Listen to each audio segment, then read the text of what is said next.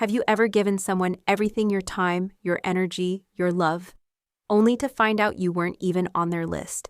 Not their favorite, not their priority, not even their guest. My name is Rachel Monroe. I'm 33, a nurse from Charlotte, North Carolina, and I've spent most of my life cleaning up after other people's chaos, especially my little sister Tessa. I was the steady one, the dependable one, the sister who always showed up. So when my phone buzzed on a rainy Thursday after a double shift, I never expected that tiny vibration to crack my world wide open. The message was short, no warning, no explanation, just guest list is tight. Had to make some tough calls. Hope you understand. Love you, Tessa. At first I thought it was a mistake. I blinked. Reread it 3 times. Surely she meant someone else. Surely my name got lost in a shuffle. But the words sat there like cold stones in my palm. Not a question, not an invitation, just a decision. I wasn't on the list.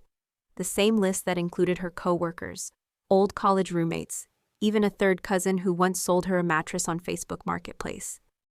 I tried to breathe, but my chest felt tight. Not from anger, not yet, but something heavier.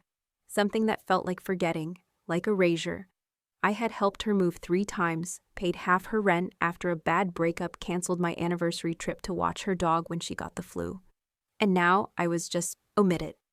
A loose thread clipped from her perfect day. My thumb hovered over the screen, wondering whether to call, to ask, to beg. But instead I did something I hadn't done in years. I called my mom. She answered on the second ring, her voice warm and breezy like always. "Hey honey, what's up?" I didn't dance around it. "Mom? Tessa says I'm not invited to her wedding." There was a pause. Then that dreaded sigh. The one she used when she thought I was overreacting. "Oh sweetie, it's just a wedding. Don't make it a thing. Just a wedding. Just a single day. Just a small betrayal." Her tone was light, almost cheerful. Like I'd tripped over a pebble when I was describing a crater. And in that moment, something in me, something quiet and tired, began to shift. "Mom," I said slowly, trying to hold back the sting in my voice. "I'm her sister." But she clucked her tongue like I was still 12 and fussing over a scratched CD. "It's not personal, Rachel. These things are expensive. Tessa and Mark probably figured you'd understand. You're the strong one, the one who didn't need anything, the one who could be cut and keep standing." I hung up the phone and sat there drenched in a kind of silence I hadn't felt in years. Not peaceful, not quiet, but lonely. Not the kind of loneliness that comes from being alone, the kind that comes from being forgotten. That night I sat on the edge of my couch, rain tapping against the windows, and opened my laptop. Not to write a letter, not to beg for a seat, but to book a flight. If I wasn't welcome at her wedding, I would go somewhere I'd always dreamed of. Maui. The name alone felt like sunlight. I didn't tell anyone. I just clicked confirm and felt the first real breath leave my lungs in weeks. I wasn't running away. I was walking towards something that had been waiting for me for far too long. I thought maybe I had imagined it, that I'd misread her tone or overreacted. So the next morning I called again. Not Tessa this time. I called my mom. I needed someone to tell me it wasn't as bad as it seemed. That surely my sister hadn't just erased me from the biggest day of her life without a second thought. But when my mom answered, she didn't sound surprised. She sounded prepared. "Rachel," she said gently, "please don't start this." As if my hurt was an old argument we'd had too many times. As if I was the problem for noticing I'd been left out. I asked her point blank, why wasn't I invited? Her pause was longer this time. Then she said, "It's not about you. Mark's family has a certain vision. Tessa wanted to keep things light, fun, drama-free." That word drama landed like a slap. I wasn't the one who threw tantrums. I was the one who held jackets, took photos, cleaned up after everyone else's chaos. I reminded her of the time I rescheduled a 12-hour hospital shift, just to help Tessa move apartments during finals week. "She probably didn't want to burden you," Mom said. "Burden me. With an invitation." I tried to hold back, but my voice cracked. "Mom, when did I become the person you assume doesn't care?" She let out a sigh I knew too well. That disappointed heavy exhale that said, "Here she goes again." I realized something right then. My family didn't see me as someone with feelings. They saw me as a function, a reliable gear in the machine. And when that gear doesn't squeak, no one oils it. It's just expected to keep turning. I wasn't the baby of the family. I was the bridge everyone crossed, but never stopped to ask if I was tired of holding their weight. I got off the phone feeling smaller than I had in years. It wasn't just about a wedding.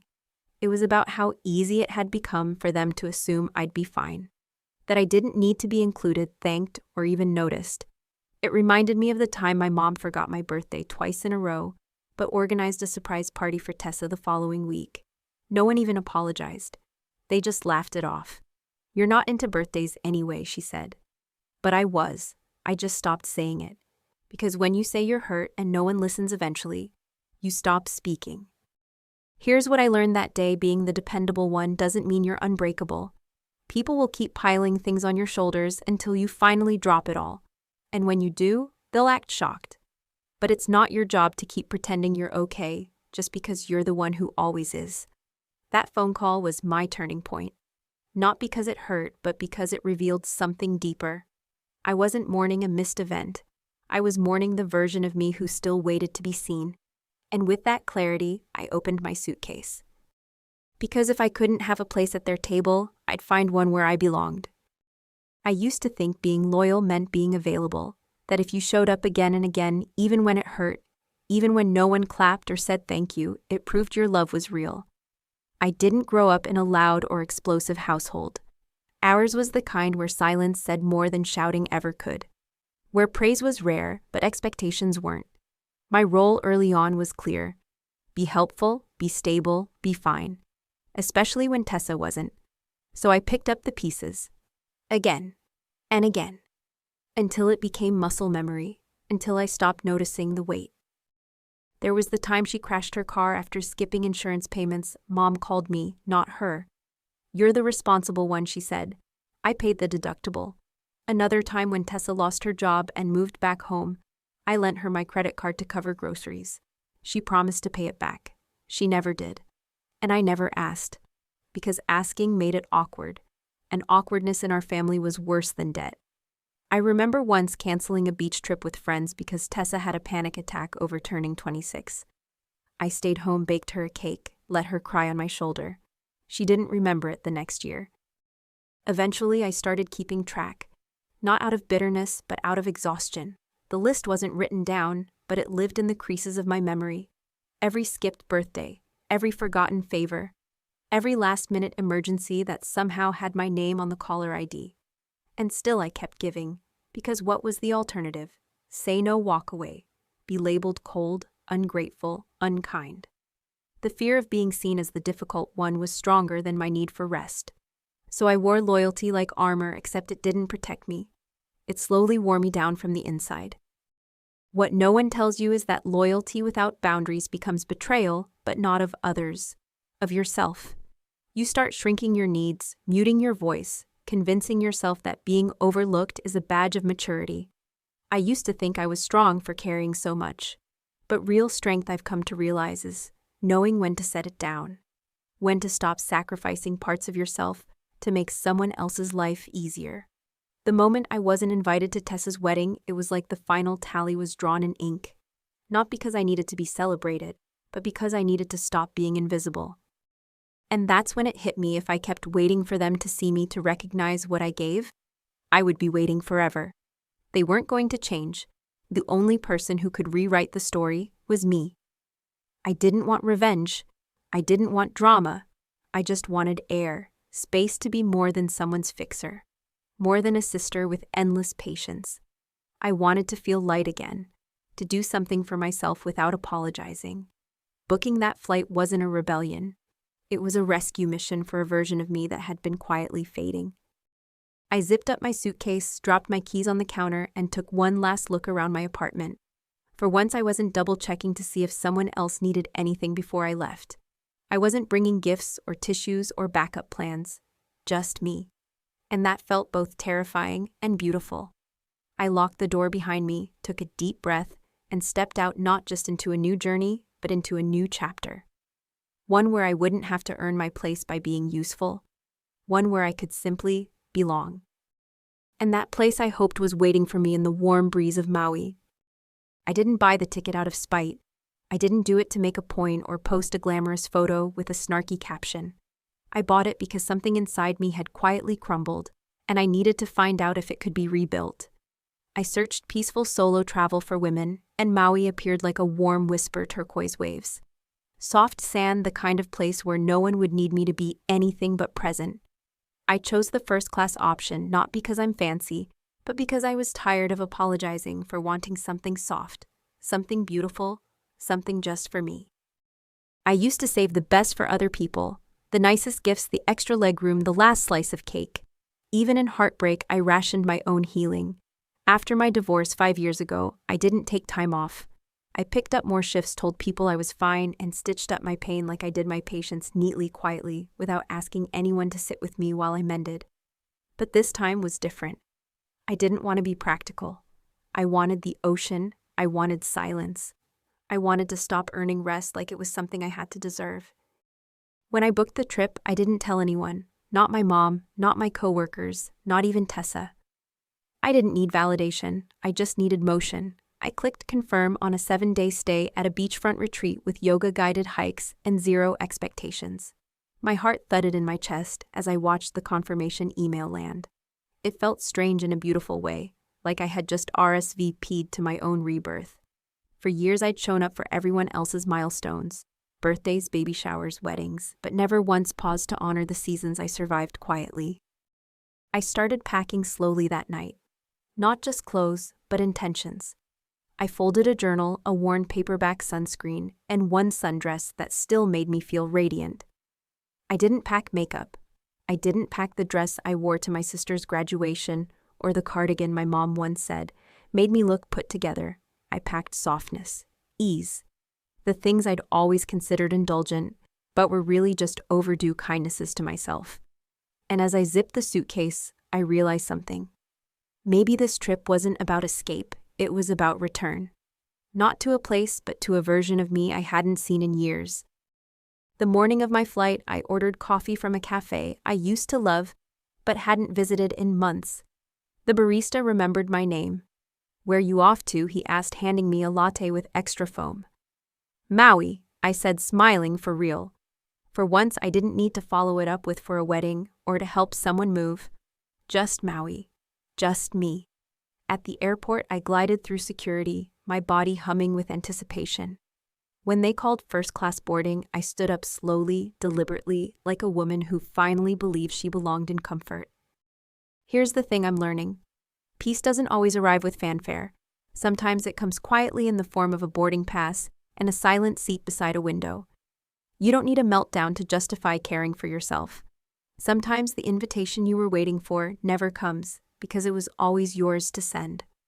I sat on that plane, pressed my forehead against the cool glass, and watched Charlotte disappear beneath the clouds. My phone buzzed, but I didn't check it. For once I wasn't on call. I was in flight toward somewhere softer and someone I was ready to meet again. And little did I know that first sunset in Maui would do more than calm me, it would start to heal me. When I stepped off the plane in Maui, the air felt different, warmer, gentler, like it had nothing to prove. A woman with a flower lei greeted me at the airport and smiled as if she'd been waiting just for me. I almost cried. Not because anything grand had happened, but because nothing was expected of me. No one needed me to solve a problem or fill in a gap. I was just Rachel, a woman on vacation. That simplicity felt radical. My driver handed me a cold towel and a bottle of water, and as we drove toward the resort, I realized this was my first true exhale in years. The resort wasn't loud or flashy. It was quiet elegance, open-air hallways, hibiscus blooming along stone paths, soft music playing somewhere in the distance. My room faced the ocean. Floor-to-ceiling windows let in the sound of waves and the scent of salt. I dropped my bags, opened the balcony doors, and just stood there barefoot staring at the endless blue. For once I wasn't rushing to unpack or respond to messages. I wasn't thinking of who needed what from me. I was simply still. And in that stillness, I heard something I hadn't in a long time myself.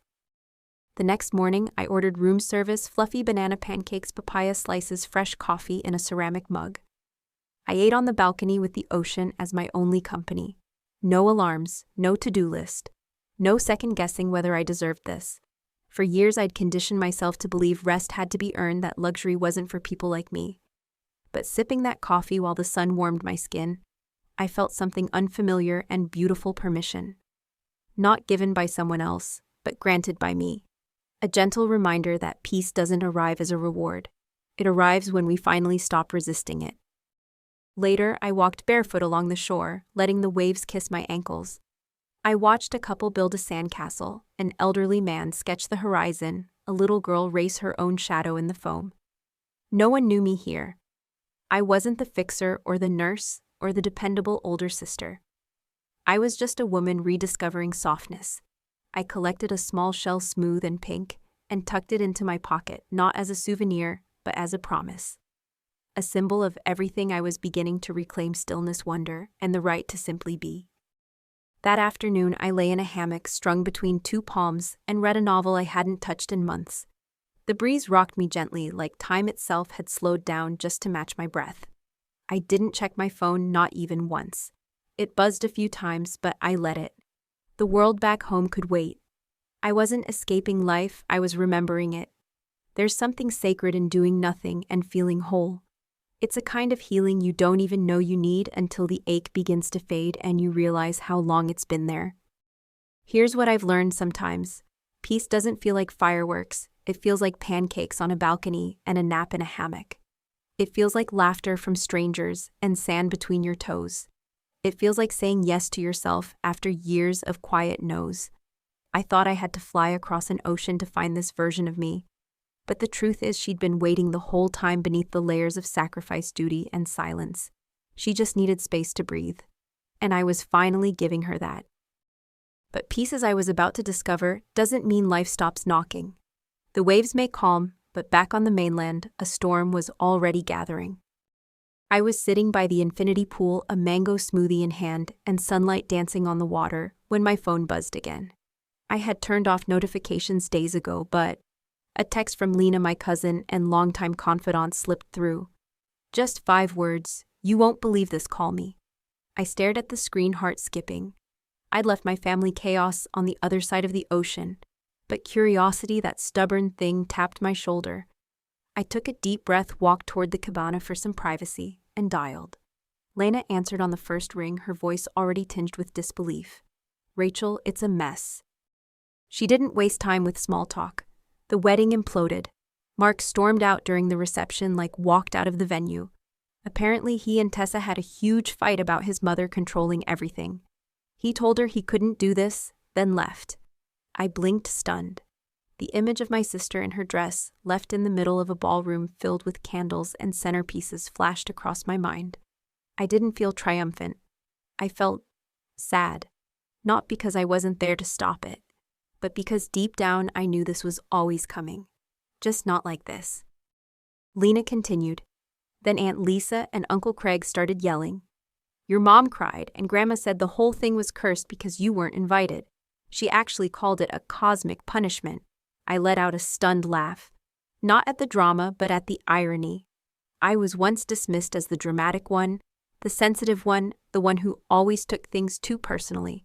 Now the same people were whispering about karma and misfortune, like I'd summoned a hurricane just by booking a beachside suite.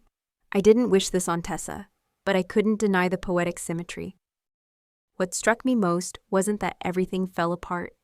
It was that they still thought I'd fix it. "Your mom's trying to reach you," Lena added. Tessa too. "She left you a voicemail crying. They want you to come home." My stomach nodded, but not from guilt, from recognition. They hadn't called when I needed comfort. They hadn't made space for me when I longed to belong. But now, when everything burned down, I was supposed to be the firefighter, the dependable one, again. "Are you going to go back?" Lena asked softly. I looked out at the ocean. "No," I said. "I'm not." Here's what I realized in that moment: some people only value your presence when it benefits them. And the more available you are, the more invisible you become. My family didn't miss me. They missed the function I performed. The calm voice, the last-minute rescuer, the unpaid emotional labor. But I wasn't that woman anymore. I had traded in my fixer's badge for something lighter: freedom. And I wasn't flying home to put out a fire I didn't start. They'd have to learn what I had, that broken things can't always be repaired by the same hands that kept holding them together. I hung up and returned to my lounge chair, dipping my feet back into the pool. A bird flew overhead. Somewhere in the distance, a child laughed.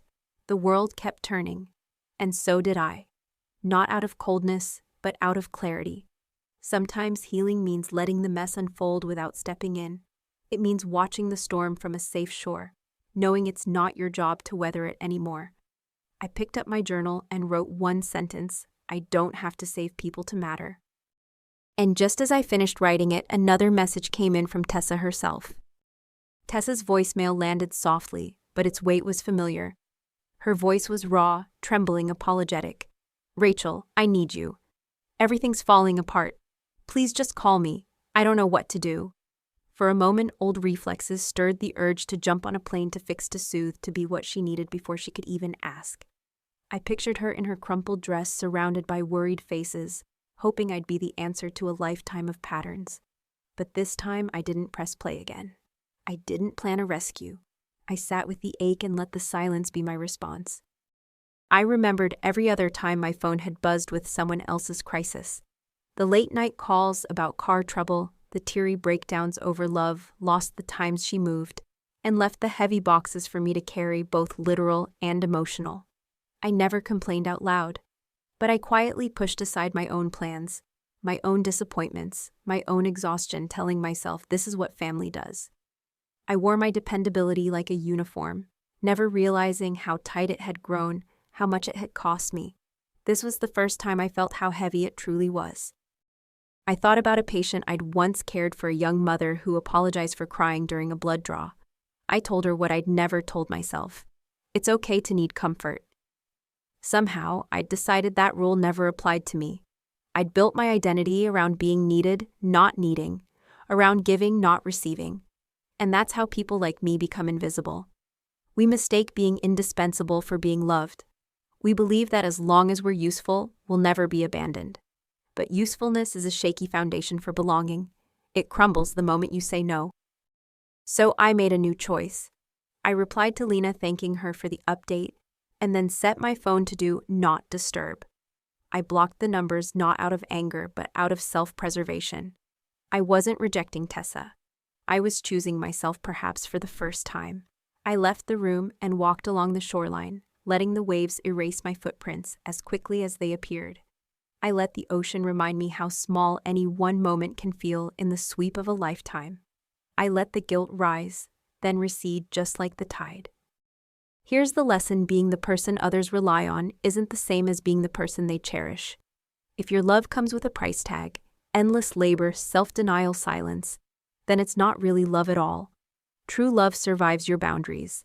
It respects your no. I realized my family had grown accustomed to my yes, but had never learned to honor my needs. Now it was time for them to face their own mess, and for me to stop cleaning up what I didn't break. That realization was both liberating and terrifying. Freedom, I was learning, is a muscle you must exercise. That night I sat beneath the stars with a pina colada in hand, feeling both lighter and more whole than I had in years. My heart ached for my sister, but I knew the difference between compassion and codependency. I toasted quietly to myself to second chances, to healing on my own terms. And just as the sky shifted from indigo to black, my phone buzzed again, this time with an update from Lena, who would soon become the unlikely messenger of a family reckoning I never saw coming. Lena's next update arrived just as I finished my morning swim. "Grandma's on a warpath," her text began, followed by a string of incredulous emojis. Later, Lena called and relayed the latest scene. Grandma, normally reserved, had cornered Tessa at the reception hall, still in her wedding dress, and declared the disaster a cosmic curse for turning away her own blood. The words echoed through the family like a ripple, leaving shock and discomfort in their wake. I imagined Grandma's stern face, her unwavering gaze. This wasn't the first time she'd broken through family silence, but it was the loudest. What started as a whisper soon became a roar. Aunt Lisa tried to hush Grandma, dismissing the curse as old-fashioned nonsense, but Grandma wouldn't be silenced. She reminded everyone loudly and plainly of every time I had carried the family's burdens, driving hours to nurse Grandpa after surgery, mediating disputes, and showing up for holidays, Nobody else wanted to host. Suddenly, cousins began to murmur their own stories, little acknowledgments that my absence left a hole bigger than anyone expected. Even relatives who had once stayed neutral started to question the wisdom of Tessa's choices and Mom's quick dismissals. The drama escalated. Uncle Craig, who'd always been the peacemaker, surprised everyone by siding with Grandma. He told the room, "Sometimes you only realize who the glue was when things fall apart." My mother bristled at the implication, insisting that families should move forward, not dwell on old grievances. But the truth, like all unspoken hurts, had already slipped out into the open. As the tension mounted, guests quietly excused themselves, and the party's energy faded into awkward clusters and unfinished toasts. Even Tessa's friends looked on, uncertain and uneasy, watching a family unravel before their eyes. Back in Maui, I sat on my balcony listening to Lena's voice messages as the ocean breeze tangled my hair. I felt strangely calm. For so long, I'd worried what might happen if I ever stopped holding the center, if I stopped stepping in. Now I saw the answer: life would go on, messy and unresolved, but it would go on. The weight I'd carried wasn't mine alone. The stories others told themselves about me weren't my responsibility to maintain. For the first time, I realized I could let people draw their own conclusions, right or wrong, and still be at peace. There was a lesson in all of this. Sometimes the hardest thing isn't being left out, it's watching the ones who left you face the consequences of their own choices. Family loyalty is complicated. It doesn't disappear with distance, but it can soften. I learned that stepping back isn't the same as abandoning love. Sometimes it's how you preserve it, by refusing to participate in cycles that only breed resentment and self-doubt. I had spent years believing my absence would destroy my family, but it turned out the truth simply set me free. That evening, as the sky turned gold over the Pacific, I let Grandma's words wash over me. Blood matters. So does kindness. I promised myself to keep both, but in my own way. Lena's last message ended with, "I wish you were here, but I'm glad you're not in the middle of this." And for once, I truly believed her. I took a deep breath, letting the warmth of the island sink in, and felt a quiet sense of pride. My story wasn't just about being the glue, it was about learning when to let go. And as Maui's first stars blinked awake, I started to dream about what life could look like when you finally allow yourself to heal. I woke up with the sun warming my face, the sound of waves steady outside my window, a gentle reminder that the world could be both loud and kind. For the first time in years, I felt no need to hurry. My days in Maui settled into a rhythm of slow mornings, barefoot walks on dew-damp grass, and long afternoons spent reading or watching the tide roll in. There was a softness here that seeped into my bones, washing away layers of exhaustion I hadn't realized I'd been carrying. Each breath tasted new. Each hour belonged to me alone. I signed up for a scuba diving lesson on a whim, something I'd always wanted but never dared to try. The instructor was patient, his calm voice guiding me through the basics as we floated side by side in the bright water. Beneath the surface, a world opened up: coral gardens, curious fish weaving between my hands, sunlight dappling through the blue. For those moments, I felt completely weightless, unburdened by history or expectation. I learned that letting go wasn't just about saying no to old roles. It was about making room for new experiences, even if they felt scary at first. Later, I wandered Maui's colorful streets, tasting fresh pineapple and sweet coconut from vendors whose laughter spilled into the air. I signed up for a cooking class, learning to knead dough with women who told stories of their grandmothers and home kitchens.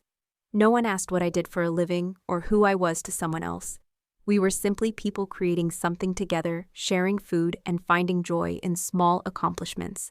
It struck me that belonging could be this simple, rooted in the present, not in history or obligation, but in shared laughter and open hearts. Some evenings, I'd return to my balcony with a journal and write down every new thing I'd tried, every boundary I'd set, every feeling I'd allowed to surface. I reflected on all the years I'd measured my value by my usefulness, mistaking it for love. Now I could see how many opportunities I'd postponed waiting for someone else's permission. Maui taught me that healing isn't just about recovery. It's about discovery, about taking yourself to new depths and letting the past loosen its grip, breath by breath. I realized I didn't need to erase my family to write my own story. I just needed to step forward, even if it was alone. Here's what I learned. Healing doesn't mean you never look back. It means you stop living there. Sometimes the bravest thing is to let the old ache dissolve, not with bitterness, but with gratitude for the lessons it carried. I found peace in small moments, in the taste of sun-warmed fruit, the laughter of strangers, the shock of cold water, the softness of my own voice, when no one else could hear. I was building a new foundation, not from obligation, but from genuine curiosity about who I could become when I stopped holding everything together. One evening, I stood at the water's edge watching the last light slip behind the horizon. The world was quiet, but inside I felt alive with possibility. I knew my family would keep spinning their stories. I knew old wounds would sometimes ache. But I also knew I had changed. I had proven to myself that joy didn't depend on anyone else's invitation, that I could be whole on my own. As I headed back up the path, a sense of hope sparked within me, a sense that the best invitation was the one I could finally write for myself. And so, with a heart lighter than it had been in years, I began to imagine what that next chapter could hold. On my last night in Maui, I stood at the edge of the shore, letting the waves lap around my ankles. As the sun dipped low, a ribbon of gold unfurling across the water. It struck me then just how far I'd come, not in miles, but in heart. I remembered that first moment when my sister's text arrived, the disbelief, the sting of being left out of my own family's story. How many years I'd spent trying to earn my place, believing loyalty meant shrinking myself to fit the spaces they left for me. Yet here I was, more whole than I'd ever been. Every lesson I'd learned in Maui glimmered inside me like sea glass. I'd discovered that peace isn't passive, it's a choice you make every day. I'd let go of guilt that wasn't mine to carry, learned the difference between being relied upon and being truly loved, and tasted the sweetness of boundaries honored. There was power in doing things just for myself, diving beneath bright water, laughing with strangers, eating pancakes on a quiet balcony. These small acts were declarations, gentle but fierce, that my worth didn't depend on anyone's approval. I took out my phone and snapped a photo, my bare feet in the sand, the endless horizon beyond. For the first time, the caption came easily. Wasn't on the guest list, but I showed up for myself. Here's to choosing joy, even if you have to write your own invitation. As I posted, I felt a ripple of courage. Maybe somewhere out there, someone else was waiting for permission to live life on their own terms, to claim a place they'd always deserved. I hoped my story would find them, give them the nudge to step forward, to choose themselves. Looking back, I realized the greatest gift wasn't the trip, the view, or even the peace I'd found. It was the understanding that love isn't something you chase by sacrificing yourself. True love, whether from family, friends, or within honors, your boundaries, celebrates your joys and holds space for your pain. I was no longer just the fixer, the nurse, the dependable sister. I was a woman who could say yes to new adventures and no to old patterns, who could meet her own gaze in the mirror and smile with pride at what she saw. If you're listening now and you've ever felt left out, overlooked, or only called upon in crisis, this is your sign. You don't need anyone else's permission to belong to your own life. The invitation is yours to write. Start small, a walk alone. A trip you always wanted to take, a boundary gently spoken. Each step is an act of healing, a quiet revolution. You deserve to be the guest of honor in your own story. Don't wait for someone else to send you a seat at the table. Set your own, and let joy be the first to RSVP. Thank you for sharing this journey with me through heartbreak, awakening, and the slow, steady work of coming home to myself. If my story resonated with you, I invite you to like, subscribe, and share your own story in the comments. Let's build a space where every act of self-worth is celebrated, where nobody waits for an invitation to start living. Until next time, keep choosing yourself. The world is waiting to see you shine, no invitation required.